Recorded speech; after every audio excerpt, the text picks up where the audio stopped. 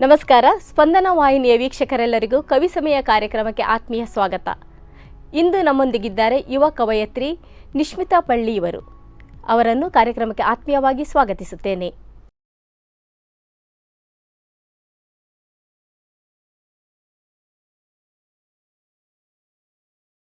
ಮನದ ಭಾವಗಳ ಪದಗಳಲ್ಲಿ ಕಟ್ಟಿ ಜಗದ ಡೊಂಕನ್ನು ಹೆಣೆದು ಕುಟ್ಟಿ ಓದುಗರ ಎದೆಗಿಳಿಸೋ ಕವಿ ಆಂತರ್ಯ ತೆರೆದಿಡುವ ವಿಸ್ಮಯ ಈ ಕವಿ ಸಮಯ. ನಾನು ಅನಿತಾ ಸಿಕ್ವೇರ. ನಿಶ್ಮಿತಾರವರೇ, ಕವಿ ಸಮಯ ಕಾರ್ಯಕ್ರಮಕ್ಕೆ ನಿಮಗೆ ಆತ್ಮೀಯ ಸ್ವಾಗತ.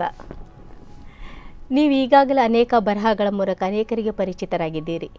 ನಿಮ್ಮ ಕಿರು ಪರಿಚಯವನ್ನು ನಮ್ಮ ವೀಕ್ಷಕರಿಗೆ ಮಾಡಿಕೊಡಿ. ಅಂದರೆ ನಿಮ್ಮ ಹುಟ್ಟೂರು, ಕಲಿತ ಶಾಲಾ ಕಾಲೇಜುಗಳ ಬಗ್ಗೆ ಒಂದು ಸ್ವಲ್ಪ ವಿವರಣೆ. ನನ್ನ ಹೆಸರು ನಿಶ್ಮಿತಾ. ನನ್ನ ಜೊತೆಗಿರುವ ಪಳ್ಳಿ ನನ್ನ ಊರೇ ಪಳ್ಳಿ. ನಾನು ಹುಟ್ಟಿದ್ದು ಬೆಳೆದದೆಲ್ಲ ಪಳ್ಳಿಯಲ್ಲೇ. ಮತ್ತು ನನ್ನ ಪ್ರಾಥಮಿಕ ಪ್ರೌಢ ಶಿಕ್ಷಣ ಹಾಗೆ ಕಾಲೇಜು ಶಿಕ್ಷಣ ಎಲ್ಲ ಪಳ್ಳಿಯಲ್ಲೇ ಆಯಿತು. ಮತ್ತು ಮುಂದೆ ಡಿಗ್ರಿ ನಾನು ಡಾಕ್ಟರ್ ಜಯಶಂಕರ್ ಮಹಿಳಾ ಪ್ರಥಮ ದರ್ಜೆ ಕಾಲೇಜು ಅಜ್ಜರಕಾಡಲ್ಲಿ ಕಲಿತೆ. ಮತ್ತು ಉನ್ನತ ಶಿಕ್ಷಣವನ್ನು ತೆಂಕನಡಿಯೂರು ಕಾಲೇಜಲ್ಲಿ ಕಲಿತೆ. ಈಗ ನೀವು ಇರುವುದು ಪಳ್ಳಿಯಲ್ಲಿ. ಮನೆಯಲ್ಲಿ ಮನೆಯಲ್ಲಿ ಯಾರೆಲ್ಲಿದ್ದಾರೆ? ಅಪ್ಪ, ಅಮ್ಮ, ಮತ್ತೆ ಇಬ್ರು ಅಕ್ಕಂದಿರು, ಅವರಿಗೆ ಮದುವೆ ಆಗಿದೆ, ಮತ್ತೆ ಅಣ್ಣ, ಮತ್ತೆ ನಾನು. ಮತ್ತೆ ನಿಮ್ಮ ವೃತ್ತಿ? ನಾನೀಗ ಆಂಗ್ಲ ಭಾಷಾ ಉಪನ್ಯಾಸಕಿಯಾಗಿ ಎಲ್ಲಿ? ಸೈಂಟ್ ಲಾರೆನ್ಸ್ ಪದವಿ ಪೂರ್ವ ಕಾಲೇಜ್, ಮೂಡುಬೆಳ್ಳೆ. ಹೌದಾ? ಎಷ್ಟು ವರ್ಷದಿಂದ ಮಾಡ್ತಾ ಇದ್ದೀರಿ? ನಾನು ಇಲ್ಲಿ ಇತ್ತೀಚೆಗೆ ಜಾಯ್ನ್ ಆದದ್ದು. ಹಿಂದೆ ಅಮೃತ ಭಾರತಿ ಪದವಿ ಪೂರ್ವ ಕಾಲೇಜಲ್ಲಿ ಕೆಲಸ ಮಾಡ್ತಾ. ಒಟ್ಟು ಎಷ್ಟು ವರ್ಷಗಳ ಸೇವೆ? ಒಂದೂವರೆ ವರ್ಷಗಳಿಂದ ಸೇವೆ ಸಲ್ಲಿಸ್ತಾ ಇದ್ದೀರಿ. ಹೌದು. ಆಂಗ್ಲ ಭಾಷಾ ಉಪನ್ಯಾಸಕಿಯಾಗಿ. ಹೌದು. ನಿಮ್ಮಲ್ಲಿ ಮೊದಲು ಈ ಸಾಹಿತ್ಯ ಆಸಕ್ತಿ ಹೇಗೆ ಮೂಡಿತ್ತು? ನಾನಂದ್ರೆ SSLCಯಲ್ಲಿ ಇರಬೇಕಾದ್ರೆ ಸಣ್ಣ ಪುಟ್ಟದ್ದು ಬರ್ದದ್ದಿದೆ, ಆದರೆ ಸಾಹಿತ್ಯದ ಬಗ್ಗೆ ಅಷ್ಟೊಂದು ಸೀರಿಯಸ್ ಆಗಿ ಇದ್ದದ್ದು ಅಂತ ಇಲ್ಲ, ಸುಮ್ಮನೆ ಬರಿತಾ ಇದ್ದೆ. ಆಮೇಲೆ ನಾನು PUCಗೆ ಬಂದ ಮೇಲೆ ನಂದೊಬ್ರು ಕನ್ನಡ ಉಪನ್ಯಾಸಕರು ಚಂದ್ರಶೇಖರ್ ಸರ್ ಅಂತ ಒಬ್ರು ಸಿಕ್ಕಿದ್ರು. ಅವರು ಒಂದು ದಿವಸ ಕ್ಲಾಸಲ್ಲಿ ಹೀಗೆ ಸುಮ್ಮನೆ ಜಯಂತ್ ಕಾಯ್ಕಿಣಿ ಅವರ ಬೊಗಸೆಯಲ್ಲಿ ಮಳೆ ಅನ್ನುವ ಒಂದು ಪುಸ್ತಕವನ್ನ ತಂದು ಮಕ್ಕಳಿಗೆ ಸಾಹಿತ್ಯದ ಅಭಿರುಚಿ ಬೆಳಿಬೇಕು ಅನ್ನುವ ಉದ್ದೇಶಕ್ಕೆ, ಅದರಲ್ಲಿ ಒಂದು ಇನ್ಸಿಡೆಂಟ್ ಬರ್ತದೆ. ಒಂದು ಮಗು ತಂದೆಯನ್ನ ಕೇಳ್ತಾ ಹೋಗುದು ಪ್ರಶ್ನೆಗಳನ್ನ. ಅಪ್ಪ, ಗಡಿ ರೇಖೆ ಅಂದ್ರೆ ಏನು, ಗಡಿಯಲ್ಲಿ ಯಾಕೆ ಗನ್ ಹಿಡಿದು ನಿಂತಿರ್ತಾರೆ, ಇಂಥದ್ದೇ ಒಂದೊಂದು ಕ್ವಶನ್. ಅದನ್ನ ಕೇಳ್ತಾ ಹೋದ ಹಾಗೆ ನನ್ನಲ್ಲಿ ಒಂದು ಬಲವಾಗಿ ಅನಿಸಿದ್ದು ಅಂತ ಹೇಳಿದ್ರೆ, ನಮ್ಮೊಳಗಿರುವ ಈ ಮದ, ಮಾತ್ಸರ್ಯ, ಭೇದ ಭಾವ ಎಲ್ಲದಕ್ಕೂ ಒಂದು ಉತ್ತರ ಅಂತ ಇದ್ರೆ ಅದು ಸಾಹಿತ್ಯ ಅಂತ. ಹಾಗೆ ಅಲ್ಲಿಂದ ನಾನು ಓದುವುದನ್ನ ಶುರು ಮಾಡಿದ್ದು ಮೊದಲಿಗೆ. ಅಲ್ಲಿಂದ ಓದ್ತಾ ಹೋದೆ. ತೇಜಸ್ವಿ ಅವರ ಪುಸ್ತಕಗಳನ್ನು ಓದಿದೆ, ಕುವೆಂಪು ಅವರ ಪುಸ್ತಕಗಳನ್ನು ಓದಿದೆ, ಶಿವರಾಮ ಕಾರಂತರ ಪುಸ್ತಕಗಳನ್ನು ಓದಿದೆ, ತುಂಬಾ ಓದಿದೆ. ಓದ್ತಾ ಹೋದ ಹಾಗೆ ನನಗೂ ನಾನು ಬರಿಬೇಕು ಅಂತ ಅನಿಸಿತು. ಹೌದು, ಮೊದಲು ಬರ್ದಿದ್ದೆ, ಅದನ್ನ ಚಂದ್ರಶೇಖರ್ ಸರ್ಗೆ ಹೀಗೆ ಸುಮ್ಮನೆ ತೋರಿಸಿದ್ದೆ. ಅವ್ರು ಆಮೇಲೆ ಹೇಳಿದ್ರು, ನಾವು ಬರೆಯೋದು ಮುಖ್ಯ ಅಲ್ಲ, ನಮ್ಮನ್ನು ಗುರುತಿಸಿ ನಮ್ಗೊಬ್ರು ಸಪೋರ್ಟ್ ಮಾಡುವವರು ಬೇಕು. ಹಾಗೆ ಸಿಕ್ಕಿದವರು ನನಗೆ ಚಂದ್ರಶೇಖರ್ ಸರ್. ಹೌದು, ಅವತ್ತು ಅವರು ತುಂಬಾ ಸಪೋರ್ಟ್ ಮಾಡಿದ್ರು. ಮತ್ತೆ ನಾನು ಬರೆಯೋದನ್ನ ಪ್ರಾರಂಭಿಸಿದೆ. ಹೀಗೆ ಸಣ್ಣ ಪುಟ್ಟದ್ದು ಬರೆದು ಅವರಿಗೆ ತೋರಿಸೋದಿತ್ತು. ಮತ್ತೆ ಅದು ಮುಂದುವರಿತಾ ಜಾಸ್ತಿ ಬರೆಯೋದನ್ನ ಪ್ರಾರಂಭಿಸಿದೆ. ಆಮೇಲೆ ಸೋಷಿಯಲ್ ಮೀಡಿಯಾ ಎಲ್ಲ ಬಂದ್ಮೇಲೆ ಕತೆಗಳನ್ನ ಬರೆಯೋದಕ್ಕಿಂತ ಜಾಸ್ತಿ ಕವನಗಳನ್ನ ಬರೆದ್ರೆ ಬೇಗ ಸ್ಪ್ರೆಡ್ ಆಗಿ ಬಿಡ್ತದೆ. ಹಾಗೆ ಕವನಗಳನ್ನ ಬರೆಯೋದನ್ನ ಶುರು ಮಾಡಿದೆ. ಈಗ ಹಾಗಾದ್ರೆ ನಿಮ್ಗೆ ಪ್ರೇರಣೆ ಚಂದ್ರಶೇಖರ್ ಸರ್ ಅಂತ ಹೇಳ್ಬೋದು. 10ನೇ ಕ್ಲಾಸಲ್ಲಿ PUCಯಲ್ಲಿ ನೀವು ಅವರಿಂದ ಪ್ರೇರಣೆಯನ್ನು ಪಡೆದ್ರಿ. ಅದಕ್ಕಿಂತ ಮೊದಲು ನೀವು ಅಂದ್ರೆ 10ನೇ ಕ್ಲಾಸಲ್ಲಿ ಇರುವಾಗ ನಿಮ್ಮಲ್ಲಿ ತೋಚಿದ್ದನ್ನು ನೀವು ಬರಿತಾ ಇದ್ರಿ. ಏನನ್ನು ಬರ್ದಿದ್ರಿ? ಅದೊಂಥರ ಖುಷಿ ಇರುತ್ತೆ. ಮೊದಲ ಬರವಣಿಗೆ ಏನೋ ತೋಚಿದ್ದು, ಅದೇನೋ ಮನ್ಸಲ್ಲಿ ಮೂಡಿದ್ದು, ಅದನ್ನು ಬರೆಯುವುದು, ಯಾರಿಗೂ ತೋರಿಸ್ಲೋ ಬೇಡವೋ, ಏನಾದ್ರೂ ನಗ್ತಾರೋ ಅಂತ ಹೇಳಿ ಭಾವನೆಗಳು ಮೂಡಿದ್ದು, ಅದರ ಬಗ್ಗೆ ಹೇಳಿ. ಒಂದು ಥ್ರಿಲ್ಲರ್ ಕತೆ ಬರ್ದಿದ್ದೆ. ಅಂದ್ರೆ ಎಲ್ರು ಒಂದು ಬಂಗಲೆಗೆ ಹೋಗುದು, ಹುಡುಕೊಂಡು ಹೋಗುದು, ಅದು ಎಂತದೋ ಒಂದು ಬರ್ದಿದ್ದೆ ಕತೆ. ಹೌದು, ನನ್ನ ಸ್ನೇಹಿತರ ಹತ್ರ ಹೇಳ್ತಾ ಇದ್ದೆ ಹೀಗೆ ಒಂದು ಬರ್ದಿದ್ದೇನೆ ಅಂತ. ಬಟ್ ಅದೇನೋ ಅಷ್ಟು ಸೀರಿಯಸ್ ಆಗ್ಲಿಲ್ಲ, ಅರ್ಧಕ್ಕೆ ಬರ್ದು ನಿಲ್ಸಿದ್ದೆ, ಮತ್ತೆ ಬರೀಲಿಲ್ಲ. ಟೀಚರ್ಗಳಿಗೆ ತೋರಿಸ್ಲಿಲ್ಲ, ಸ್ನೇಹಿತರಿಗೆ ಅಷ್ಟೇ ಹೇಳಿ ಸುಮ್ಮನಾಗಿ. ಅದರ ನಂತರ ನಿಮ್ಗೆ PUCಯಲ್ಲಿ ನಿಮ್ಗೆ ಪ್ರೇರಣೆ ಸಿಕ್ಕಿತ್ತು. ಅಂದ್ರೆ ಮೊದಲು ನೀವು ಜಾಸ್ತಿಯಾಗಿ ಓದಿದ್ದು ಮೊದಲ ಹೆಜ್ಜೆ ಅಂತ ಹೇಳ್ಬೋದು. ಯಾಕಂದ್ರೆ ಬರೆಯುವವರು ಮೊದಲು ಜಾಸ್ತಿ ಓದಬೇಕು ಅಂತ ಹೇಳಿ ಹೇಳ್ತಾರೆ. ಹಾಗೆ ನೀವು ಯಾವುದೆಲ್ಲ ಪುಸ್ತಕಗಳನ್ನು ಓದಿದ್ರಿ? ನಾನು ಹೆಚ್ಚಾಗಿ ಮೊದಲಿಗೆ ಓದಿದ್ದು ಪೂರ್ಣಚಂದ್ರ ತೇಜಸ್ವಿ ಅವರ ಪುಸ್ತಕಗಳನ್ನು. ತುಂಬಾ ಕಾಡಿನ ಕಥೆಗಳಿರ್ಬೋದು ಅಥವಾ ಮೆಲನಿಯಂ ಸರಣಿ ಇರ್ಬೋದು ಅಥವಾ ಪರಿಸರದ ಕತೆ, ಕರ್ವಾಲೋ, ಚಿದಂಬರಹಾಸ ಎಲ್ಲ ಅವರದ್ದು ಯಾವುದು ಹೆಚ್ಚಾಗಿ ಕೈಗೆ ಸಿಕ್ಕಿದ್ದು ಎಲ್ಲವನ್ನ ಓದ್ಕೊಂಡು ಹೋಗಿದ್ದೆ. ಅವರ ಪುಸ್ತಕಗಳನ್ನ ನಾವು ಭೇದ ಮಾಡುವ ಹಾಗೆ ಇಲ್ಲ, ಎಲ್ಲದರಲ್ಲೂ ಏನೋ ಒಂದು ಇರ್ತದೆ ತಿಳಿತಾ ಹೋಗುವಂಥದ್ದು. ಹೌದು, ಹಾಗೆ ಹೆಚ್ಚಾಗಿ ಅವರ ಪುಸ್ತಕಗಳನ್ನ ಓದಿದೆ. ಆಮೇಲೆ ಆತ್ಮಕಥನಗಳನ್ನ ಓದಿದೆ. ಯಾರದು ಇದು ಚೀನಾದೊಬ್ರದ್ದು ಇತ್ತು, ಮತ್ತೆ ದ ಲಾಸ್ಟ್ ಲೆಕ್ಚರ್ ಅನ್ನುವಂಥದ್ದು ಇರ್ಬೋದು. ಮಾವನು ಕೊನೆಯ ನರ್ತಕ ಅನ್ನುವ ಒಂದು ಪುಸ್ತಕ ಇತ್ತು, ಅದರ ಮೇಲೆ ನಾನು ಬರೆದಿದ್ದ ರಿವ್ಯೂ ನಾನು PUC ಯಲ್ಲಿ ಇರ್ಬೇಕಾದ್ರೇನೆ ವಿಜಯ ಕರ್ನಾಟಕದಲ್ಲಿ ಬಂತು, ಪಬ್ಲಿಷ್ ಆಯ್ತು. ಹೌದು, ಅಲ್ಲಿಂದ ಸ್ವಲ್ಪ ಜಾಸ್ತಿ ಪ್ರೇರಣೆ ಸಿಕ್ಕಿತ್ತು ಅಂತ. ಹೌದು, ಆಸಕ್ತಿ ಬಂತು. ಮೊದಲು ಬರ್ದಿದ್ ನೀವು ವಿಜಯ ಕರ್ನಾಟಕಕ್ಕೆ? ಹೌದು, ವಿಜಯ ಕರ್ನಾಟಕದಲ್ಲಿ. ಅದೇ ಸಮಯದಲ್ಲಿ PUC ಕೊನೆಯ ಹಂತದಲ್ಲಿ ಇರ್ಬೇಕಾದ್ರೆ ಉದಯವಾಣಿಯಲ್ಲಿ ಇನ್ನೊಂದು ಬರಹ ಪ್ರಕಟ ಆಯ್ತು. ಹಾಗೆ ಯಾವುದ್ರ ಬಗ್ಗೆ ಬರ್ದ್ರಿ? ಮೊದಲನೇದು ಅದೇ ಮಾವನ ಕೊನೆಯ ನಾಟಕ ಅನ್ನುವ ಆತ್ಮಕಥನದ ಮೇಲೆ ವಿಮರ್ಶೆ ಬರ್ದಿರುವಂತದ್ದು. ಆಮೇಲೆ ಇನ್ನೊಂದು ನಾನು ಪುಸ್ತಕದ ಬಗ್ಗೆ ಬರ್ದಿದ್ದೆ, ಅದು ಯುವ ವಾಹಿನಿ ಯುವಕರಿಗಾಗಿ ಒಂದು ಬರ್ತಾ ಇತ್ತು ಪತ್ರಿಕೆ, ಅದ್ರಲ್ಲಿ ಬರ್ದಿದ್ದು. ಹೌದು. ಅದ್ ನಂತರ ನೀವು ಯಾವ ಪ್ರಕಾರಗಳಲ್ಲಿ ಬರೀಲಿಕ್ಕೆ ಶುರು ಮಾಡಿದ್ರೆ? ಅಂದ್ರೆ ಕತೆ, ಕವನ, ವಿಮರ್ಶೆಗೆ ಹೇಳಿದ್ರಿ 2 ಬರ್ದಿದ್ದೆ ಅಂತೇಳಿ. ನಂತರ PUC ಯಲ್ಲಿ ಇರ್ಬೇಕಾದ್ರೆ ಕತೆಗಳನ್ನ ಜಾಸ್ತಿ ಬರೀ ಸಣ್ಣ ಕತೆಗಳನ್ನ ಬರೀತಾ ಇದ್ದೆ. ಮತ್ತೆ ಡಿಗ್ರಿಗೆ ಬಂದ್ಮೇಲೆ ಸ್ವಲ್ಪ ಮೆಚೂರ್ ಆಯ್ತು ಅಂತ ಹೇಳ್ಬೋದೇನೋ. ಆಗ ಎಲ್ಲ ಸುಮ್ಮನೆ ಕತೆಗಳನ್ನ ಬರೀತಿದ್ದೆ. ಸ್ವಲ್ಪ ತೇಜಸ್ವಿ ಅವರು ಹೀಗೆ ಬರೀತಾರೆ, ನಾನು ಅದೇ ರೀತಿ ಬರೀಬೋದು, ಆ ತರ ನನ್ನದು ಅನ್ನೋ ಒಂದು ಶೈಲಿ ಹುಟ್ಟಿಕೊಂಡಿರ್ಲಿಲ್ಲ. ಆಮೇಲೆ ಡಿಗ್ರಿಗೆ ಬರ್ತಾ ನನ್ಗೆ ಅನಿಸಿತು ನನ್ನದು, ನಾನು ಹುಟ್ಟಿ ಬೆಳೆದವರು ಪಳ್ಳಿ, ನಮ್ಮದು ಎಷ್ಟೊಂದು ತುಳುವ ಕಲ್ಚರ್, ನಾವು ತುಳುನಾಡಿನವರು.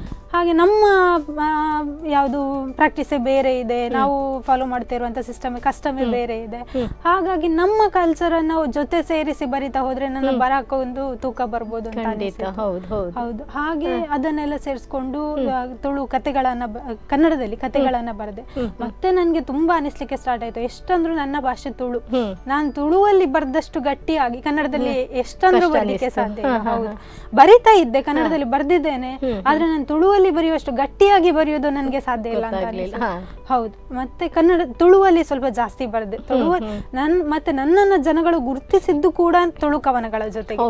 ಹೌದು, ಇವತ್ತಿಗೂ ನಿಶ್ಮಿತಾ ಪಳ್ಳಿ ಅಂತ ಹೇಳಿದ ಹಾಗೆ ಆಗಿ ಹೋಗಿದೆ. ಹೌದು, ಅವಾಗಿಂದ ನೀವು ತುಳು ಪದ್ಯನೇ ಜಾಸ್ತಿ ಬರೀತಾ ಬಂದಿದ್ದೀರಿ. ತುಳು ಕವನಗಳಿಗೆ ನನ್ಗೆ ನನ್ನ ಅಣ್ಣನೇ ಒಂದು ಆದರ್ಶ. ಹೌದು, ಅವನು ಕೂಡ ಕವನಗಳನ್ನ ಬರೀತಾನೆ, ಸೂರಿಪಳ್ಳಿ ಅಂತ ಹೆಸರು ಕೇಳಿರ್ಬೋದು. ಹೌದು, ಅವನು ನನ್ನ ಅಣ್ಣ, ಅವನು ತುಳುವಲ್ಲಿ ಬರಿತಾ ಇದ್ದ. ನನ್ಗೆ ಅವನಿಂದ ಅನಿಸಿತು, ಇವನು ತುಳುವಲ್ಲಿ ಬರೀತಾನಲ್ಲ, ನಾನ್ ಯಾಕೆ ಕನ್ನಡದಲ್ಲಿ ಬರೀತಾ? ಅಣ್ಣನಿಂದ ಪ್ರೋತ್ಸಾಹ ಸಿಕ್ಕಿತು ಖಂಡಿತವಾಗಿ ಅಲ್ವಾ? ಮತ್ತೆ ಅವನಿಗೆ ಕೂಡ ನಾನು ತುಳುವಲ್ಲಿ ಬರ್ದಾಗ ತುಂಬಾ ಖುಷಿ ಆಗುವಂತದ್ದು. ಹೌದು, ಹಾಗೆ ಅಂದ್ರೆ ಏನು ಕವನಗಳನ್ನೇ ಬರ್ತೀರಾ, ಕಥೆಗಳನ್ನು ಸಹ? ಇಲ್ಲ, ತುಳುವಲ್ಲಿ ಕವನಗಳನ್ನೇ ಜಾಸ್ತಿ ಬರ್ದ್ರಿ. ಆ ಬರ್ದಿದ್ ಕವನ ಏನ್ ಮಾಡ್ತಾ ಇದ್ರಿ ನೀವು? ನಾನು ಗ್ರೂಪ್ ಅಲ್ಲಿ ಎಲ್ಲ ಹಾಕ್ತಾ ಇದ್ದೆ, ವಾಟ್ಸ್ಆಪ್ ಅಲ್ಲಿ ಗ್ರೂಪ್ ಅಲ್ಲಿ ಎಲ್ಲ ಹಾಕ್ತಾ ಇದ್ರಿ. ಮತ್ತೆ ಕವಿಗೋಷ್ಠಿಗಳಿಗೆ, ತುಳು ಕವಿಗೋಷ್ಠಿಗಳಲ್ಲಿ ಭಾಗವಹಿಸಿದ್ರಿ. ಹೌದು, ಕರೀತಾ ಅನೇಕ ಕವಿಗೋಷ್ಠಿಗಳಲ್ಲಿ ಭಾಗವಹಿಸಿದ್ದೀರಾ. ಹೌದಾ? ಆಕಾಶವಾಣಿಗೆ ಏನಾದ್ರು ಕಳಿಸಿದ್ರ? ಇಲ್ಲ, ಆಕಾಶವಾಣಿ ಪ್ರಯತ್ನಿಸ್ಲಿಲ್ಲ. ಪ್ರಯತ್ನಿಸಿ, ಬರೀತಿದ್ರಲ್ಲ, ಆಕಾಶವಾಣಿಗೂ ಪ್ರಯತ್ನಿಸಿ, ಕವನಗಳನ್ನೆಲ್ಲ ಕಳಿಸಿ ಪ್ರೋತ್ಸಾಹಿಸ್ತಾರೆ ಅವರು ಯುವ ಬರಹಗಾರರನ್ನೆಲ್ಲ. ಆಮೇಲೆ ಕನ್ನಡ ಕವನಗಳ ಕಥೆ ಏನಾಯ್ತು? ಅದ್ರಲ್ಲೂ ನೀವು ಬರೀತೀರಾ? ಹೌದು, ಕೆಲವೊಂದು ವಾಟ್ಸ್ಆಪ್ ಗ್ರೂಪ್ ಗಳಲ್ಲಿ ಕನ್ನಡಕ್ಕಾಗಿಯೇ ಇರುವಂತದ್ದಿದೆ, ಬರೀತೇನೆ. ಆದ್ರೆ ತುಳುವಲ್ಲಿ ಬರೆಯುವಷ್ಟು ಗಟ್ಟಿಯಾಗಿ ಬರೀತೇನೆ ಅಂತ ನಾನು ಹೇಳಲಿಕ್ಕೆ ಆಗುದಿಲ್ಲ. ಮನಸ್ಸಲ್ಲಿ ಮೂಡಿದಾಗ ಬರೀತೀರಿ, ಆದ್ರೆ ಹೆಚ್ಚು ತುಳುವನ್ನೇ ಬರೆಯುವಂತದ್ದು. ಮತ್ತೆ ಈ ಸಾಮಾಜಿಕ ಜಾಲತಾಣಗಳ ಬಗ್ಗೆ, ಅದ್ರ ಬಗ್ಗೆ ಏನ್ ಹೇಳ್ತೀರಿ? ಈಗ ವಾಟ್ಸ್ಆಪ್ ಗ್ರೂಪ್ ಅಲ್ಲಿ ಹಾಕ್ತೇನೆ ಅಂತ ಹೇಳಿದ್ರಿ, ಫೇಸ್ಬುಕ್ ಅಲ್ಲೆಲ್ಲ ಹಾಕ್ತಿದ್ದೀರಾ. ಏನ್ ಅನ್ನಿಸ್ತೆ ನಿಮ್ಗೆ ಅದ್ರ ಬಗ್ಗೆ? ಲಾಭ, ನಷ್ಟ, ಪ್ರೋತ್ಸಾಹ ಸಿಕ್ಕಿತ್ತ? ಅಂದ್ರೆ ಪ್ರೋತ್ಸಾಹಿಸಿದವರು ತುಂಬಾ ಜನ ಇದ್ದಾರೆ. ಹೌದು, ಪ್ರೋತ್ಸಾಹಿಸಿದವರು ತುಂಬಾ ಜನ ಇದ್ದಾರೆ, ಇಲ್ಲ ಅಂತ ಹೇಳ್ಬಾರ್ದು. ನನ್ಗೆ ತುಂಬಾ ಜನ ಇನ್ಸ್ಪೈರ್ ಆದವರು ಇದ್ದಾರೆ. ಈಗ ಕುವೆಂಪು ಕಣ್ವಾಗಿ ತೀರ್ಥ ಇರ್ಬೋದು, ಅಥವಾ ಆರ್ಯನ್ ಸವಣಾಲ್ ಇರ್ಬೋದು, ಹೀಗೆ ತುಂಬಾ ಜನ ಇದ್ದಾರೆ. ಒಬ್ರಿಬ್ಬರ ಹೆಸರು ಹೇಳುವ ಹಾಗೆಲ್ಲ ತುಂಬಾ ಜನ ಇದ್ದಾರೆ, ತುಂಬಾ ಚಂದ ಬರೀತಾರೆ. ಮತ್ತೆ ನಾವು ಬರ್ದದ್ದನ್ನು ಗುರುತಿಸ್ತಾರೆ, ಹೌದು, ಅದನ್ನ ಪ್ರೋತ್ಸಾಹಿಸ್ತಾರೆ. ತುಳುವಲ್ಲಿ ಬರ್ದಾಗ ಪ್ರೋತ್ಸಾಹಿಸಿದವರು ಇದ್ದಾರೆ. ಹೌದು, ನಮ್ಮ ಭಾಷೆ ಇದು, ಇದ್ರಲ್ಲಿ ಬರ್ದಾಗ ನೀವು ತುಂಬಾ ಚಂದ ಬರೀತೀರ ಅಂತ ಹೇಳಿದವರು ಇದ್ದಾರೆ. ಅದ್ರ ನಡುವಲ್ಲಿ ಕೆಲವೊಂದು ಓದದೇ ಇರುವವರು, ಸಾಹಿತ್ಯ ಆಸಕ್ತಿ ಇಲ್ಲದೆ ಇರುವವರು, ಬರೀ ಅವರಷ್ಟೇ ಬರ್ದು ಹಾಕುವವರು, ಇಂಥದೆಲ್ಲ ನಡೀತಾ ಇರ್ತದೆ. ಹೌದು, ಅಂದ್ರೆ ಅವರ ಮನಸ್ಸಿಂದ ಏನೋ ಒಂದು ಹೇಳ್ಬಿಡುವಂತದ್ದು, ಹಾಗೆ ಅನಿಸಿದ್ದು, ಮನಸ್ಸಿಗೆ ಸ್ವಲ್ಪ ನೋವು ಅನಿಸುವಂತೆ ಆ ತರ ಇದುವರೆಗೆ ಏನು ಇಲ್ಲ. ಅಲ್ಲ, ಕೆಲವು ಸಲ ಇದೆ, ಕೆಲವೊಂದು ಕವಿತೆಗಳ ಬಗ್ಗೆ ಯಾರಾದ್ರೂ ಏನಾದ್ರು ವಿಮರ್ಶೆ ಮಾಡಿದಾಗ ಹೆದರ್ಕೊಂಡ್ ಬಿಡ್ತಾರೆ ಯುವ ಹೌದು. ಬರಹಗಾರರು. ಹೌದು. ಅಯ್ಯೋ ಏನೋ ಹೀಗೆ ಬರ್ದೆ ಏನಾದ್ರೂ ಅನ್ಕೊಳ್ತಾರೆ ಏನೋ ಅಂತ ಹೇಳಿ. ಆದ್ರೆ ಹೆಚ್ಚಿನವರಿಗೆ ಈ ಫೇಸ್ಬುಕ್ ಅನ್ನೋದು ನಿಜವಾಗಿ ವರ ಅಂತಾನೆ ಹೇಳ್ಬೋದು. ಯಾಕಂದ್ರೆ ನಾವು ಅಕ್ಕಪಕ್ಕದವರಿಗೆ ತೋರ್ಸ್ಲಿಕ್ಕೆ ಆಗುದಿಲ್ಲ, ಇನ್ನೊಬ್ಬರಿಗೆ ಬಲವಂತ ಮಾಡ್ಲಿಕ್ಕೆ ಆಗುದಿಲ್ಲ, ನಾನು ಬರ್ದಿದ್ದೇನೆ ಓದಿ ಓದಿ ಅಂತ ಹೇಳಲಿಕ್ಕೆ ಆಗುದಿಲ್ಲ. ಆದ್ರೆ ಈಗಿನ ಕಾಲದಲ್ಲಿ ನಾವೇನೋ ಬರಿತೀವಿ, ಸುಮ್ನೆ ಒಂದು ಹಾಕ್ಬಿಡ್ತೀವಿ, ನಿಜವಾಗಿ ಅದು ಎಷ್ಟೋ ಜನರಿಗೆ ತಲುಪುತ್ತೆ, ಮೆಚ್ಚುತ್ತಾರೆ. ಒಂದೊಂದು ರೀತಿಯ ವರ್ಗ ಇರ್ತದೆ ಓದುಗರಲ್ಲಿ ಅಲ್ವಾ. ಕೆಲವರು ಅದನ್ನ ತುಂಬಾ ಇಷ್ಟಪಡ್ತಾರೆ. ಯಾರೋ ಒಬ್ರು ಪ್ರೋತ್ಸಾಹಿಸಿದಾಗ ಅಷ್ಟೊಂದು ಕವನಗಳು ಮತ್ತೆ ಹುಟ್ಟಿಕೊಳ್ತವೆ. ಅದೊಂಥರ ಪ್ರೋತ್ಸಾಹ ಅದು ನಿಜವಾಗಿ. ಹಾಗಾದ್ರೆ ನೋಡಕ್ ಹೋದ್ರೆ ಬರವಣಿಗೆಗಾರರಿಗೆ ಈ ಸಾಮಾಜಿಕ ಜಾಲತಾಣಗಳು ನಿಜವಾಗಿ ವಾಟ್ಸ್ಆಪ್ ಗ್ರೂಪ್ ಅಷ್ಟೇ, ಫೇಸ್ಬುಕ್ ಅಷ್ಟೇ ತುಂಬಾ ಲಾಭಕರ ಅಂತ ಹೇಳಿ ಹೇಳ್ಬೋದು. ಹೌದು. ಮತ್ತೆ ಪತ್ರಿಕೆಗಳಲ್ಲಿ ಓದಿ ಸುಮ್ನಾಗಿ ಬಿಡ್ತಾ ಇದ್ದಾರೆ, ನಮ್ಗೆ ಹೇಗಾಗಿದೆ ಅನ್ನೋದು ಯಾರು ಅನ್ಸುದಿಲ್ಲ. ಹೌದು, ಈಗ ಆಗ್ಬಿಡುತ್ತೆ, ಮುಖಾಮುಖಿಯಾಗಿ ನಮ್ಗೆ ಸಿಗುವಂತದ್ದು. ಹೌದು, ಒಂದು ಕಮೆಂಟ್ ಹಾಕಿದಾಗ ಎಷ್ಟೋ ಜನ ನಮ್ಗೆ ಪರಿಚಯ ಆಗೋದು, ಮತ್ತೆ ಅವರ ಬರಹಗಳನ್ನು ನಾವು ಓದುವಂತದ್ದು. ಎಷ್ಟೋ ವೈವಿಧ್ಯಮಯವಾದ ಶೈಲಿಗಳು ನಾವು ಓದ್ತಾ ಇರ್ತೀವಿ ಪ್ರತಿದಿನ. ನಮ್ಗೆ ಇಷ್ಟ ಆಗಿದ್ದು, ಚುಟುಕಾಗಿರುವಂತದ್ದು, ಬೇಸರಾದಾಗ ಏನೋ ಒಂಚೂರು ಕೂತಿರ್ತೀವಿ, ಪಟ್ಟ ನೋಡ್ತೀವಿ. ನೋಡೋಕೋದ್ರೆ ನಮ್ಗೆ ಲಾಭ ಅಂತಾನೆ ಹೇಳ್ಬೋದು. ಕವಿ ಮಿತ್ರರು ಸಿಗ್ತಾರೆ, ತುಂಬಾ ಜನ ಸಿಗ್ತಾರೆ. ಹೌದು, ಶ್ರೀರಾಮ ದಿವಾಣರ್ ಇರ್ಬೋದು, ನೀವಾಗಿ ಇರ್ಬೋದು, ಮತ್ತೆ ವಾಸಂತಿ ಅಂಬಲ್ಪಾಡಿ ಎಲ್ಲ ನನಗೆ ಹೀಗೆ ವಾಟ್ಸಪ್ ಅಲ್ಲೇ ಸಿಕ್ಕಿದವರು ಎಷ್ಟೋ ಕವಿ ಮಿತ್ರರು ಸಿಕ್ಕಿದ್ದಾರೆ. ನನ್ಗಿಂತ ಹಿರಿಯರು ತುಂಬಾ ಒಳ್ಳೆ ಬರೆಯುವಂತವರು ತುಂಬಾ ಜನ ಸಿಕ್ಕಿದ್ದಾರೆ. ನಿಜ ನಿಜ. ಮತ್ತೆ ಎಷ್ಟೋ ನೋಡಿ ಎಲೆಮರೆಯ ಕಾಯಿಗಳಂತ ಹೇಳ್ತೀವಿ, ಕೆಲವರಲ್ಲಿ ಎಷ್ಟು ಪ್ರತಿಭೆ ಇರುತ್ತೆ, ಮುಂದೆ ಹೋಗಿರುವುದಿಲ್ಲ ಅಂತವರಿಗೆ ನಿಜವಾಗಿಯೂ ಫೇಸ್ಬುಕ್ ವರದಾನ ಅಂತಾನೆ ಹೇಳ್ಬೋದು. ನಮ್ಮನ್ನು ಸೇರಿಸ್ಕೊಂಡೆ ನಾನು ಹೇಳುವಂತ, ಯಾಕಂದ್ರೆ ಏನೋ ಬರ್ದಾಗ ಮೆಚ್ಚುತ್ತಾರೆ, ಖುಷಿ ಆಗುತ್ತೆ. ಮೊದಲು ಸ್ವಲ್ಪ ಭಯ ಇರುತ್ತೆ, ಜನ ಇಷ್ಟಪಡ್ತಾರ ಇಲ್ವಾ ಅಂತ ಹೇಳಿ. ಆದ್ರೆ ಆ ಭಯಕ್ಕಿಂತ ಹೆಚ್ಚಿನ ಲಾಭನೇ ಅಂತ ಹೇಳಿ ಹೇಳ್ಬೋದು. ಹೌದು. ಕವಿ ಸಮಯ ಮುಂದುವರಿಯುತ್ತೆ ಪುಟ್ಟ ವಿರಾಮದ ಬಳಿಕ.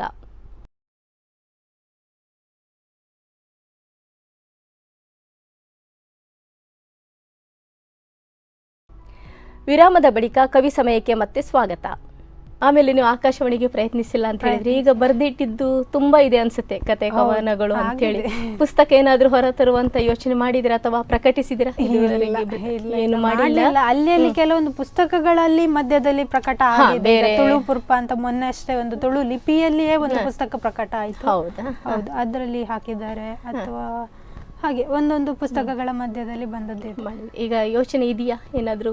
ಸದ್ಯಕ್ಕೆ ಯಾಕಂದ್ರೆ ಈಗ ಸಾಮಾನ್ಯವಾಗಿ ಎಲ್ಲರೂ ನನಗೆ ಬರೆಯುವುದಾದ್ರೆ ಕಾದಂಬರಿಯನ್ನೇ ಬರಿಬೇಕು ಅನ್ನೋದು ಇದೆ, ಆಸೆ ಇದೆ. ಹೌದು, ನೋಡ್ಬೇಕು. ಶುರು ಮಾಡಿದ್ದೀರಾ? ಇಲ್ಲ, ಮನಸ್ಸಲ್ಲಿ ಇದೆ, ಯೋಚನೆಗಳು ಇದಾವೆ, ಇಂತೆಂತದೇ ಕಥಾ ವಸ್ತು ಇದೆ. ಉಪನ್ಯಾಸಕಿಯಾಗಿ ಕೆಲಸ ಮಾಡಿದ್ಮೇಲೆ ಅಲ್ಲಿ ಸ್ವಲ್ಪ ಪ್ರೆಷರ್ ಇರ್ತದೆ. ಫಸ್ಟ್ ಗೆ ಜಾಯ್ನ್ ಆದ್ಮೇಲೆ ಮಕ್ಕಳನ್ನ ಅರ್ಥ ಮಾಡ್ಕೊಳ್ಬೇಕು, ಪಾಠದ ಕಡೆ ಗಮನ, ಅದರಲ್ಲೇ ಹೋಯ್ತು. ನೋಡ್ಬೇಕು, ಇನ್ನು ಮುಂದೆ ಮಾಡಬೇಕು ಅನ್ನೋದಿದೆ. ಈಗ ನೀವು ಉಪನ್ಯಾಸಕ್ಕೆ ಆಗಿದ್ದೀರಿ, ಈ ಮಕ್ಕಳ ಓದಿನ ಆಸಕ್ತಿ ಬಗ್ಗೆ ನೀವು ಏನ್ ಹೇಳ್ತೀರಿ? ಅದೇ ನಾನು ಅದೇ ಅನ್ಕೊಳ್ಳೋದು, ತುಂಬಾ ಸಲ ಅನ್ಕೊಂಡಿದ್ದೇನೆ ಇದನ್ನ. ಅವತ್ತು ನನ್ಗೆ ಚಂದ್ರಶೇಖರ್ ಸರ್ ಅಂತ ಒಬ್ಬ ಶಿಕ್ಷಕರು ಸಿಕ್ಕಿದ್ರು, ನನ್ನನ್ನ ಸಾಹಿತ್ಯದ ಕಡೆಗೆ ಸೆಳೆದ್ರು. ಆಮೇಲೆ ನಾನು ಸಾಹಿತ್ಯದಲ್ಲಿ ಇಷ್ಟೆಲ್ಲ ಮುಂದೆ ಬರುವುದಕ್ಕೆ ಒಂದು ರೀತಿ ಪ್ರೇರಣೆ ಆಯ್ತು, ನನ್ನ PU ಬದುಕು. ಆದ್ರೆ ಈಗಿನ ಮಕ್ಕಳನ್ನ ನೋಡಿದ್ರೆ ಈಗ ಹಾಳಾಗುದೋ ನಾಳೆ ಹಾಳಾಗುದೋ ಅಂತ ಕಾಯ್ತಾ ಇರ್ತಾರೆ. ಅಷ್ಟು ಮಟ್ಟಿಗೆ ಅವರಿಗೆ ಅಟ್ರಾಕ್ಷನ್ಸ್ ಅಷ್ಟು ಇದೆ. ಅಂದ್ರೆ ಮೊಬೈಲ್ ಇದೆ, ಹೊರಗಿನ ಪ್ರಪಂಚ ಹಾಗೆ ಇದೆ, ಹಾಗೆ ಎಲ್ಲವೂ ಇದೆ. ಅಂತ ಮಕ್ಕಳ ನಡುವೆ ಕೆಲವೊಬ್ರು ಸಾಹಿತ್ಯ ಆಸಕ್ತಿ ಇರುವಂತ ಮಕ್ಕಳು ಖಂಡಿತ ಇದ್ದಾರೆ. ಹೌದು, ಅವರಿಗೆಲ್ಲ ಆಪರ್ಚುನಿಟಿ ಬೇಕು, ಮತ್ತೆ ಆ ಕಡೆ ಸೆಳೆಯುವಂತ ಚಂದ್ರಶೇಖರ್ ಸರ್ ಅಂತ ಒಬ್ಬ ಶಿಕ್ಷಕರು ಖಂಡಿತ ಬೇಕು. ಹೌದು, ಆಸಕ್ತಿ ಇದ್ದವ್ರು ಇದ್ದಾರೆ. ಕೆಲವರಾದ್ರೂ ಮಕ್ಕಳು ಬರೆಯುವಂತದ್ದು, ಕೆಲವರು ಹಿಂಜರಿಕೆ ಇರುತ್ತೆ.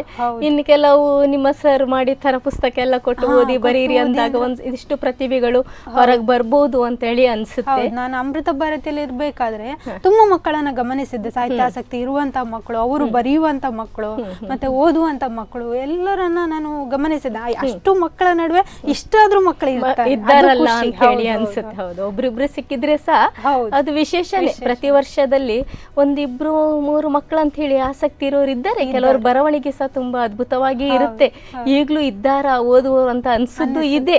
ಕೆಲವು ಮಕ್ಕಳು ಆಸಕ್ತಿ ತೋರಿಸ್ತಾರೆ, ಒಳ್ಳೊಳ್ಳೆ ಪುಸ್ತಕಗಳನ್ನು ಓದ್ತಾರೆ. ಆದ್ರೆ ಹೆಚ್ಚಿನವರು ಇಲ್ಲ, ಬಿಸಿ ಅಂತ ಹೇಳ್ತಾರೆ, ಓದ್ಲಿಕ್ಕೆ. PUC ಮಕ್ಕಳು ಇರ್ಬೋದು, ಹೈಸ್ಕೂಲ್ ಮಕ್ಕಳು ಎಷ್ಟು ಸಣ್ಣ ವಯಸ್ಸಿನಲ್ಲಿ ಒಂದು ರೀತಿ ಬಿಸಿ ಆಗಿಬಿಡ್ತಾರೆ. ಆ ಬಿಸಿ ಏನು ಅನ್ನೋದೇ ಒಂದು ಪ್ರಶ್ನೆ. ಪುರ್ಸೊತ್ತಿಲ್ಲ ಅಂತಾರೆ, ಬರೀಲಿಕ್ಕಿದೆ ಅಂತಾರೆ, ಹೋಮ್ವರ್ಕ್ ಇದೆ ಅಂತ ಹೇಳಿ ಹೇಳ್ತಾರೆ, ಟ್ಯೂಷನ್ ಇದೆ ಅಂತ ಹೇಳ್ತಾರೆ, ಇದೆಲ್ಲ ಎಲ್ಲಿಂದ ಓದುದು ಅಂತ ಹೇಳ್ತಾರೆ.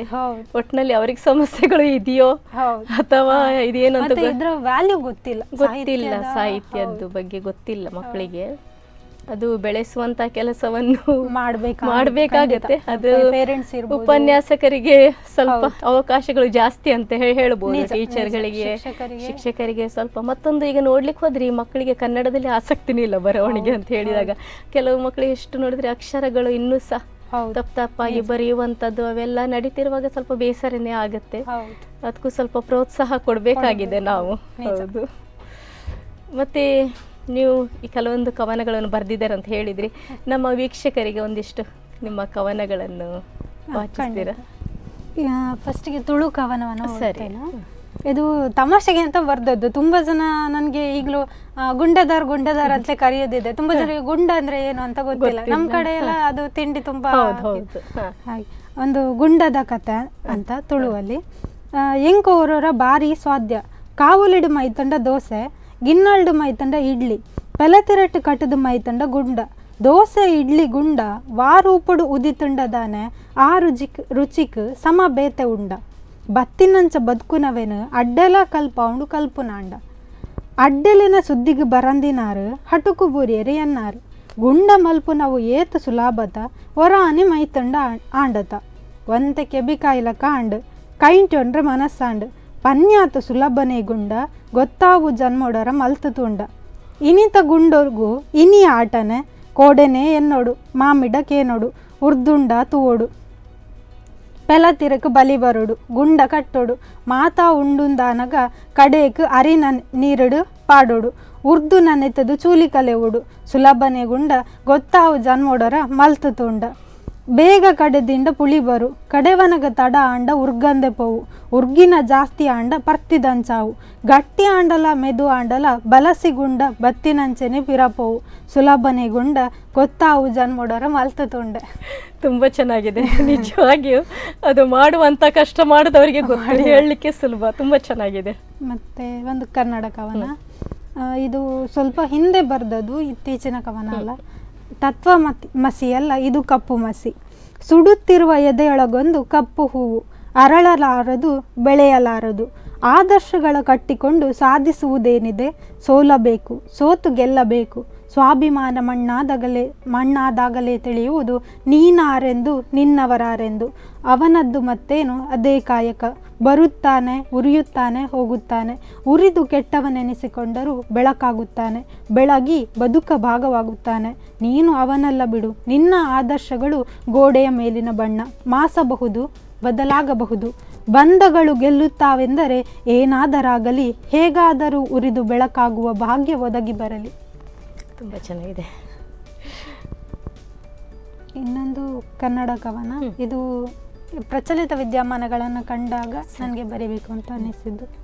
ಅಚ್ಚರಿ, ಪೆನ್ನಿದೆ ಪೇಪರ್ ಇದೆ ಎರಡನ್ನೂ ಕೊಳ್ಳುವಷ್ಟು ಹಣವಿದೆ, ಈ ಭಾವನೆಗಳೇಕೆ ಪೆನ್ನಿನ ಮೂಲಕ ಪೇಪರಿಗೆ ಇಳಿಯುವುದೇ ಇಲ್ಲ, ಅನ್ನವಿದೆ ನೀರಿದೆ ಎರಡೂ ಕೊಳ್ಳುವಷ್ಟು ಹಣವಿದೆ, ಯಾಕೆ ಅನ್ನ ನೀರಿಗಷ್ಟೇ ನಾನು ತೃಪ್ತನಲ್ಲ, ಸ್ನೇಹವಿದೆ ಸಂಬಂಧವಿದೆ ಇಲ್ಲದಿದ್ದರೂ ಗಳಿಸುವಷ್ಟು ತಾಕತ್ತು ಹಣಕ್ಕಿದೆ, ಆದರೂ ಬದುಕು ನೀರಸ ಇದೇಕೆ ಹೀಗೆ, ಹಣವನ್ನು ಮೀರಿದುದು ಬದುಕಿನಲ್ಲಿ ಏನೋ ಇದೆ, ಅರಿವಿದ್ದರೂ ಅರ್ಥೈಸಿಕೊಳ್ಳದ ಮಾನವನ ಆಲೋಚನೆಗಳು ಬದಲಾಗಬೇಕಿದೆ. ನಿಜವಾಗಿ ವಾಸ್ತವವಾಗಿರುವಂಥದ್ದೇ ಇದು. ತುಂಬ ಚೆನ್ನಾಗಿದೆ ಈ ಕವನನು. ಧನ್ಯವಾದ. ನಿಶ್ಮಿತ್ ಅವರೇ, ನೀವು ಓದಿದ ಕವನಗಳು ಒಂದಕ್ಕಿಂತ ಒಂದು ತುಂಬ ಸೊಗಸಾಗಿತ್ತು, ತುಂಬ ಖುಷಿಯಾಯಿತು. ಹಾಗೆ ಈ ಸಾಹಿತ್ಯ ಕ್ಷೇತ್ರ ಬಿಟ್ಟು ಬೇರೆ ಯಾವುದ್ರಲ್ಲೆಲ್ಲ ನಿಮಗೆ ಆಸಕ್ತಿ ಇದೆ? ಆಸಕ್ತಿ ಅಂದರೆ ಅದೇ ತುಳು ಲಿಪಿ ಕಲಿಸ್ತೇನೆ. ಅಂದರೆ ಜೈ ತುಳುನಾಡು ಅನ್ನೋ ಒಂದು ಸಂಘಟನೆ ಒದಗಿಸಿಕೊಟ್ಟಂತಹ ಅವಕಾಶ ಇದು. ಹೌದಾ? ಹೌದು. ಒಂದು ಸ್ವಲ್ಪ ಸಮಯ ಹಿಂದೆ ನೋಡೋದಾದ್ರೆ ನಾವು ತುಳು ಲಿಪಿಯಲ್ಲಿ ಒಬ್ಬರೇ ಶಿಕ್ಷಕರಿದ್ರು, ತುಳು ಲಿಪಿ ಕಲಿಸುವಂತವ್ರು, ವಿದ್ಯಾಶ್ರೀ ಉಳ್ಳಾಳ ಅಂತ. ಆಮೇಲೆ ಅವರು ನಮ್ಗೆಲ್ಲ ಹೇಳಿಕೊಟ್ರು. ಹೌದು, ನಮ್ಗೆ ಒಂದು ಸ್ವಲ್ಪ ಜನರಿಗೆ ಕೊಡವೂರಲ್ಲಿ ಒಂದು ಆಫ್ಲೈನ್ ಕ್ಲಾಸ್ ಆಯಿತು. ಆಮೇಲೆ ಈ ಕೊರೋನಾದ ಟೈಮಲ್ಲಿ ನಮ್ಗೆಲ್ಲ ಒಳ್ಳೆ ಅವಕಾಶ ಸಿಕ್ಕಿತ್ತು, ತುಂಬಾ ಜನರಿಗೆ ಕಲಿಸಿಕೊಡ್ಲಿಕ್ಕೆ ಆಯ್ತು. ಎಲ್ಲ ಮನೆಯಲ್ಲೇ ಇದ್ರು, ಅವರಿಗೆ ಆನ್ಲೈನ್ ಕ್ಲಾಸಸ್ ಅನ್ನ ಸ್ಟಾರ್ಟ್ ಮಾಡಿದ್ವಿ. ಹಾಗೆ ಇವತ್ತು ಸಾಧಾರಣ 3,000 ತುಳು ಲಿಪಿ ಶಿಕ್ಷಕರಿದ್ದಾರೆ ಅಂತ ಹೇಳಿಕ್ಕೆ ತುಂಬಾ ಖುಷಿ ಆಗ್ತದೆ. ತುಳುನಾಡು ನಮ್ಮ ಉಡುಪಿ ಕುಡ್ಲದಲ್ಲಿ. ಹೌದು. 3,000 ಶಿಕ್ಷಕರಿದ್ದಾರೆ. ತುಳು ಲಿಪಿ ಶಿಕ್ಷಕರಿದ್ದಾರೆ. ಯಾರು ಕೂಡ ಮತ್ತೆ ಸಂಭಾವನೆಗಾಗಿ ದುಡಿತಾ ಇರುವವರಲ್ಲ. ಅಭಿಮಾನ, ತುಳುವಿನ ಮೇಲಿನ ಅಭಿಮಾನದಿಂದ ಒಬ್ಬರಿಂದ ಒಬ್ಬರು ಹೇಳಿಕೊಡ್ತಾ ಹೋಗ್ತಾ ಇದ್ದಾರೆ. ಹಾಗೆ ಅದು ಬೆಳೀತು. ಹಾಗಾಗಿ ಈಗ ತುಳು ಲಿಪಿ ಕೂಡ ಸ್ವಲ್ಪ, ತುಳು ಭಾಷೆ ಉಳಿಬೇಕು ಅಂತ ಹೇಳಿದ್ರೆ ಖಂಡಿತ ತುಳು ಲಿಪಿ ಬಳಕೆ ಆಗ್ಲೇಬೇಕು. ಎಲ್ಲಿಯವರೆಗೆ ತುಳು ಲಿಪಿಯನ್ನ ನಾವು ಬಳಸುದಿಲ್ವೋ ಅಲ್ಲಿಯವರೆಗೆ ತುಳುವಿಗೆ ಮಾನ್ಯತೆ ಸಿಗೋದು ಕಷ್ಟವೇ. ಹಾಗಾಗಿ ತುಳು ಲಿಪಿಯನ್ನ ಎಲ್ಲರಿಗೆ ಪರಿಚಯಿಸ್ತಾ ಹೋಗಿ.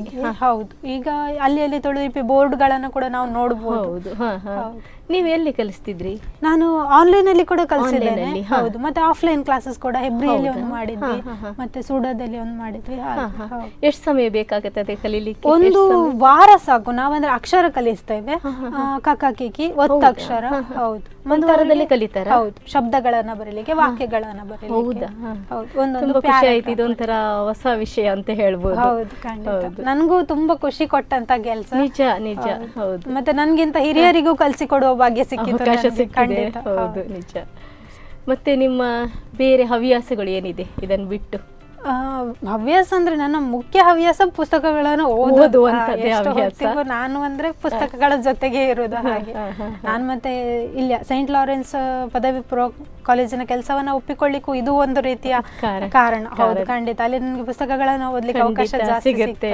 ಹೌದು, ಉಪನ್ಯಾಸಕರಂದಾಗ ಅದೇ ಅಲ್ವಾ, ಒಂದಿಷ್ಟು ಪುಸ್ತಕ ಒಂದಿಷ್ಟು ಮಕ್ಕಳಿಗೆ ಕೊಡುವಂತದ್ದು.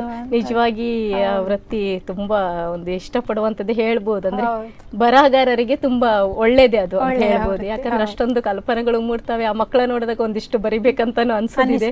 ನಮ್ಮ ಕೆಲಸ ಕಾರ್ಯಗಳ ನಡುವೆ ಒಂದಿಷ್ಟು ಬರಿಬೇಕಂತ ಹೇಳ್ತಿದ್ದೆ. ನಿಜವಾಗಿ ನೋಡೋಕೋದ್ರೆ ಶಿಕ್ಷಕ ವೃತ್ತಿ ಬರಹಗಾರರಿಗೆ ಸ್ವಲ್ಪ ಸ್ಫೂರ್ತಿ ಕೊಡುತ್ತೆ ಅಂತ ಹೇಳಿ ಹೇಳ್ಬೋದು. ಮತ್ತೆ ನಿಶ್ಮಿತಾ ಅವರೇ, ನೀವು ಇಷ್ಟೊತ್ತಿಗಿದ್ದು ನಿಮ್ಮ ಅನುಭವಗಳನ್ನು ನಮ್ಮೊಂದಿಗೆ ಹಂಚಿಕೊಂಡ್ರಿ. ತುಂಬ ಖುಷಿ ಆಯಿತು ನಿಮ್ಮ ಕವಿತೆಗಳನ್ನು ಕೇಳಿ ಸಹ. ಇನ್ನೂ ಸಹ ನಿಮಗೆ ನಿಮ್ಮ ಈ ಸಾಹಿತ್ಯ ಕ್ಷೇತ್ರದಲ್ಲಿ ಹೆಚ್ಚಿನ ಯಶಸ್ಸು ಸಿಗಲಿ ಅಂತೇಳಿ ಹಾರೈಸುತ್ತೇನೆ. ಆದಷ್ಟು ಇನ್ನು ಕೆಲವೊಂದು ಬರೆದಿಟ್ಟಿರುವಂತಹ ಸಾಹಿತ್ಯ ಇದೆ ಅಂತ ಹೇಳಿದಿರಿ, ಅದು ಮೂಲೆ ಗುಂಪಾಗುವುದಕ್ಕಿಂತ ಒಂದಿಷ್ಟು ಕೃತಿಗಳನ್ನು ಸಹ ಬಿಡುಗಡೆ ಮಾಡಿ ಅಂಥೇಳಿ ನಿಮಗೆ ನಾನು ಹೇಳ್ತಾ ಇದ್ದೇನೆ. ನಿಶ್ಮಿತಾ ಅವರೇ, ಇಷ್ಟೊತ್ತು ಇದ್ದು ನಿಮ್ಮ ಅನುಭವಗಳನ್ನು ನಮ್ಮೊಂದಿಗೆ ಹಂಚಿಕೊಂಡ್ರಿ. ಮತ್ತು ಸೊಗಸಾದ ಈ ಕವನಗಳನ್ನು ಓದಿದ್ರಿ, ನಿಮ್ಮ ಅನುಭವಗಳನ್ನು ಹೇಳಿದ್ರಿ. ತುಂಬ ಖುಷಿಯಾಯಿತು. ಹಾಗೆ ನಿಮ್ಮಲ್ಲಿ ಇನ್ನೂ ಅನೇಕ ಸಾಹಿತ್ಯ ಬರೆದಿಟ್ಟಿರುವಂಥ ಪುಸ್ತಕ ಬರಹಗಳ ರಾಶಿನೇ ಇದೆ. ಅದು ಮೂಲೆ ಗುಂಪಾಗೋದಕ್ಕಿಂತಲೂ ಒಂದು ಓದುಗರಿಗಾಗಿ ಇರಲಿ ಅನ್ನೋದಕ್ಕೋಸ್ಕರ ಒಂದಿಷ್ಟು ಕೃತಿಗಳನ್ನು ಹೊರಗೆ ತನ್ನಿ ಅಂಥೇಳಿ ನಿಮಗೆ ನಾನು ಹಾರೈಸುತ್ತೇನೆ. ಮತ್ತು ಸಾಹಿತ್ಯ ಕ್ಷೇತ್ರದಲ್ಲಿ ಸಾಹಿತ್ಯ ಕೃಷಿ ಯಶಸ್ವಿಯಾಗಿ ಆಗಲಿ ಅಂಥೇಳಿ ನಿಮಗೆ ನಾನು ಈ ಕ್ಷಣದಲ್ಲಿ ಹಾರೈಸುತ್ತೇನೆ. ಧನ್ಯವಾದಗಳು. ನೋಡಿದ್ರಲ್ಲ ವೀಕ್ಷಕರೇ, ಇದು ಇಂದಿನ ಕವಿ ಸಮಯ. ಮುಂದಿನ ಕವಿ ಸಮಯದಲ್ಲಿ ಮತ್ತೊಬ್ಬ ಕವಿಯೊಂದಿಗೆ ನಿಮ್ಮ ಮುಂದೆ ಬರ್ತೇನೆ. ಅಲ್ಲಿವರೆಗೂ ನೋಡ್ತಾ ಇರಿ ಸ್ಪಂದನ.